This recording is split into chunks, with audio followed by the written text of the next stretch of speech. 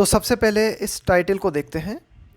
New line in Delhi कहने का मतलब है कि दिल्ली में नई सरकार आ गई है, नए लोग जो हैं आ गए हैं। Rekha Gupta should find the governance challenges easier to handle कि रेखा गुप्ता जो कि दिल्ली की नई सीएम होंगी, Rekha Gupta should find the governance challenges. Governance challenges का मतलब हुआ कि प्रशासन से जुड़ी हुई जो चुनौतियां हैं उनको हैंडल करना रेखा गुप्ता के लिए आसान होना चाहिए। The BJP's appointment of a first time member of the legislative assembly Rekha Gupta. तो बीजेपी के द्वारा ये जो नियुक्ति की गई है, अपॉइंटमेंट किया गया है किसका, कि जो फर्स्ट टाइम मेंबर हैं, फर्स्ट टाइम एमएलए हैं दिल्ली की रेखा गुप्ता, उन्हें किस रूप में अपॉइंट किया गया है, as the new chief minister of Delhi. उन्हें जो है दिल्ली की नई मुख्यमंत्री बनाया गया है। इज इन लाइन, तो बीजेपी के द्वारा रेखा गुप्ता को दिल्ली की सीएम बनाना जो है मेल खाता है। To be in line with का मतलब होता है कि भाई जो आपके एक्शंस हैं उनके अनुरूप होना।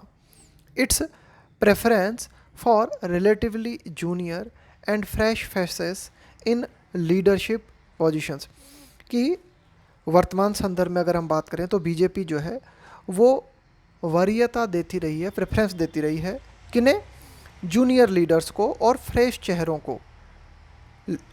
लीडरशिप पोजीशन के मामले में, नेतृत्व के मामले में वर्तमान में हमें ये देखने को मिला है कि बीजेपी ने वरीयता दी है किन्हें, रिलेटिवली जूनियर लोगों को और फ्रेश चेहरों को। तो रेखा गुप्ता के मामले में भी ऐसा ही है।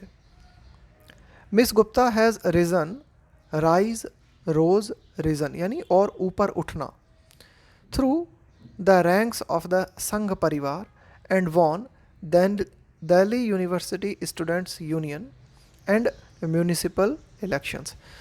तो मिस गुप्ता जो हैं उनका राजनीतिक जो सफ़र है वो किस तरह से ऊपर उठा है, वे जो है संघ परिवार से होते हुए दिल्ली यूनिवर्सिटी स्टूडेंट्स यूनियन में भी जो है वे जीती।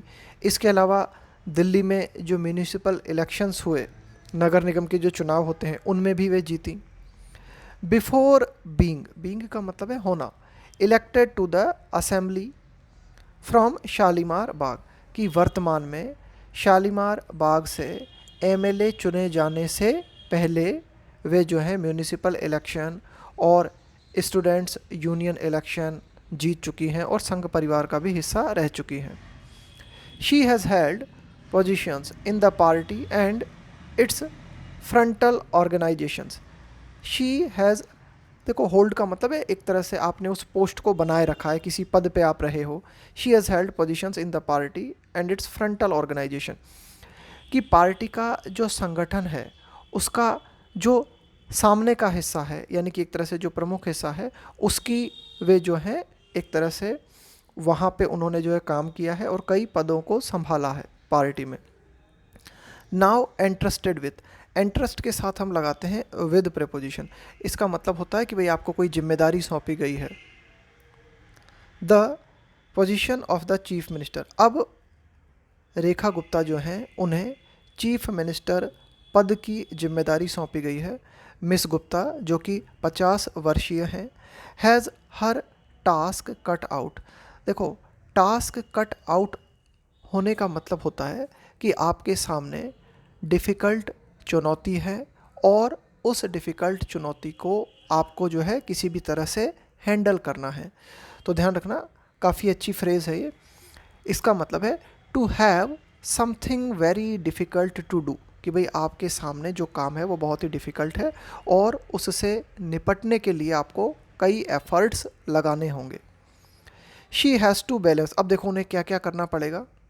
शी हैज़ टू बैलेंस, उन्हें ये करना होगा, क्या क्या balance, community and sectional interest with in the party, कि पार्टी के भीतर जो विभिन्न कम्युनिटीज़ हैं, विभिन्न सेक्शन हैं, सेक्शन का मतलब है कई गुट जो पार्टी के भीतर बने हुए हैं, उनके कई तरह के हित हैं, उनके बीच में उन्हें जो है संतुलन बनाना होगा।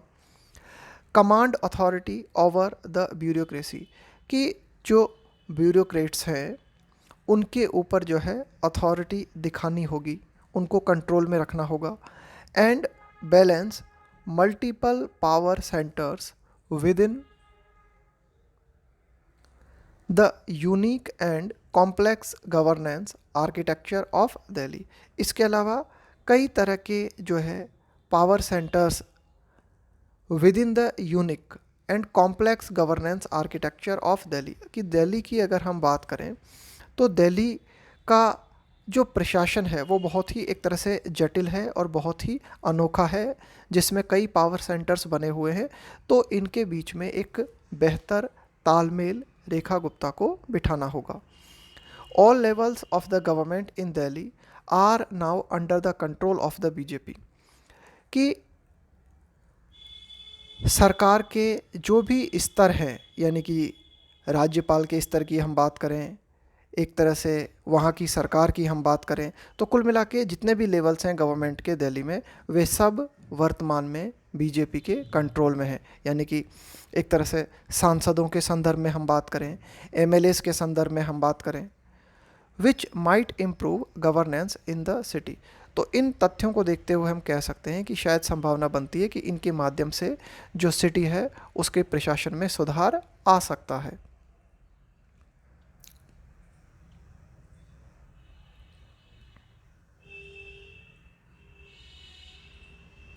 Miss Gupta is the fourth woman chief minister of Delhi, कि मिस गुप्ता जो हैं वह दिल्ली की चौथी महिला मुख्यमंत्री हैं। The second woman chief minister of Delhi from the BJP, और बीजेपी की तरफ से अगर हम देखें तो वे एक तरह से क्या हैं, दूसरी मुख्यमंत्री हैं दिल्ली की।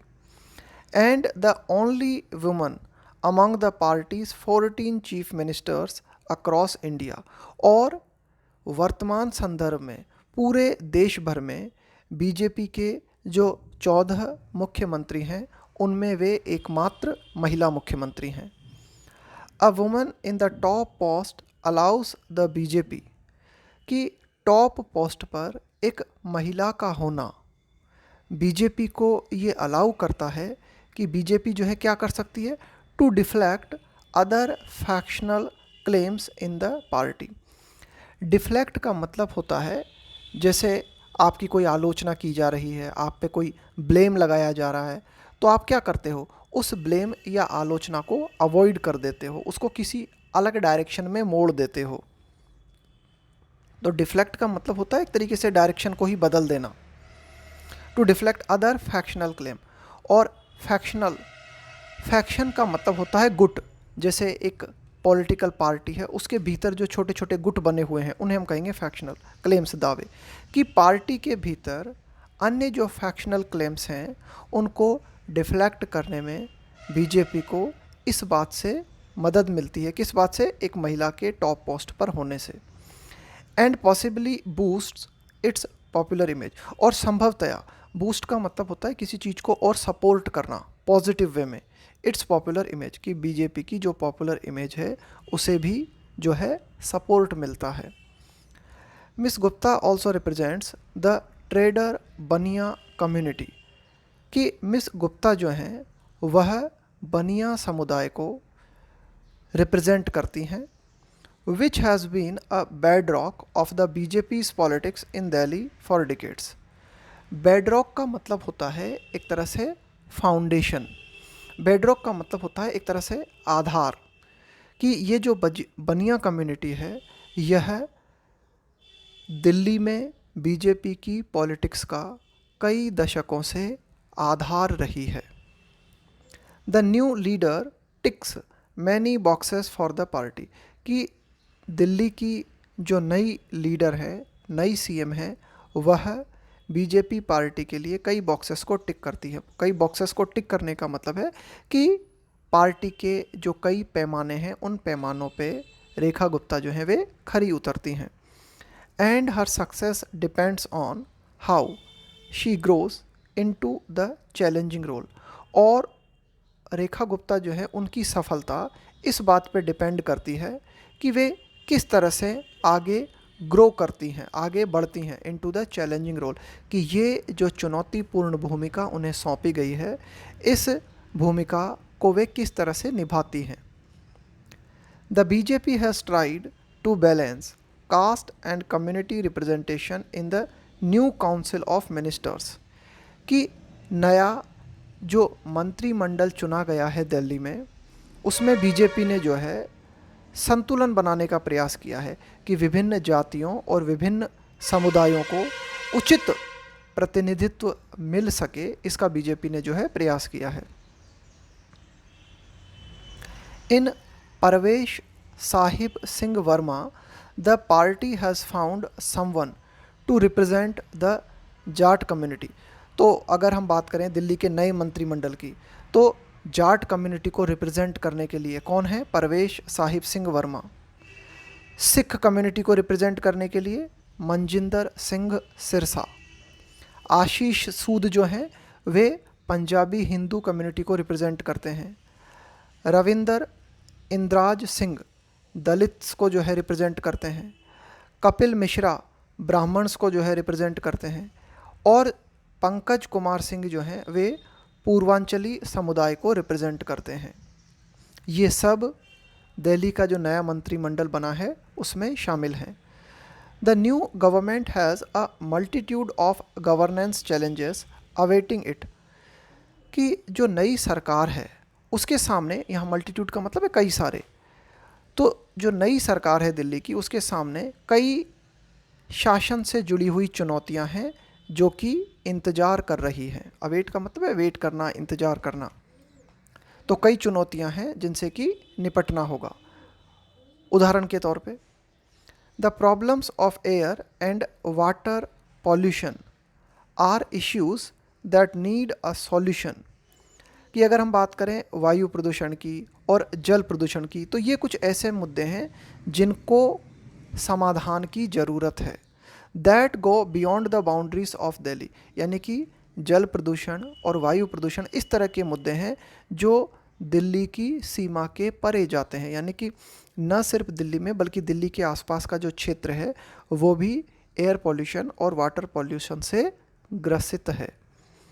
Issues such as law and order are under the purview, purview का मतलब होता है दायरे में होना। जैसे हम कहें कि भाई ये क्षेत्र जो है फला फला व्यक्ति के दायरे में आता है। Purview of the union home ministry, कि जो केंद्रीय गृह मंत्रालय है उसके दायरे में दिल्ली का लॉ एंड ऑर्डर यानी कि कानून व्यवस्था आती है।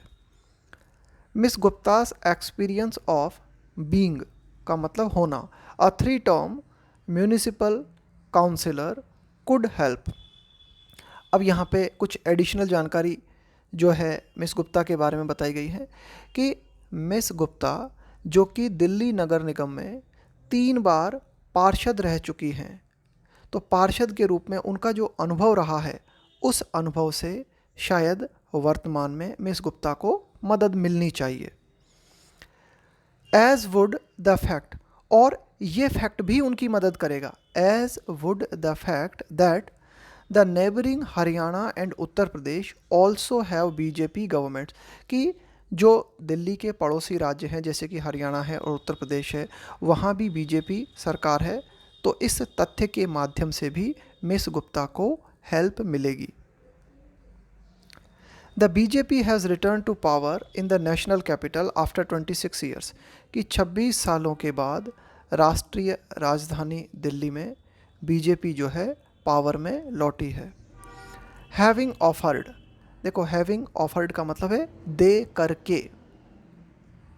हैविंग ऑफर्ड द इलेक्टोरेट का मतलब है मतदाता, और राफ्ट का मतलब होता है a large amount of something of welfare schemes to achieve that, यानी कि पावर को अचीव करने के लिए कई सारी कल्याणकारी योजनाएं जो हैं मतदाताओं को बीजेपी द्वारा दी गई हैं। There are the issues of unemployment and underemployment. Unemployment बेरोजगारी, अंडर एम्प्लॉयमेंट अंडर एम्प्लॉयमेंट का मतलब होता है कि भाई आपको जो है जितने घंटे काम मिलना चाहिए उतने घंटे नहीं मिल पा रहा, या फिर आपके अंदर जो टैलेंट है, जो स्किल्स आपके पास हैं, उनके अनुसार आपको काम नहीं मिल पा रहा, तो इसको हम कहेंगे अंडर एम्प्लॉयमेंट।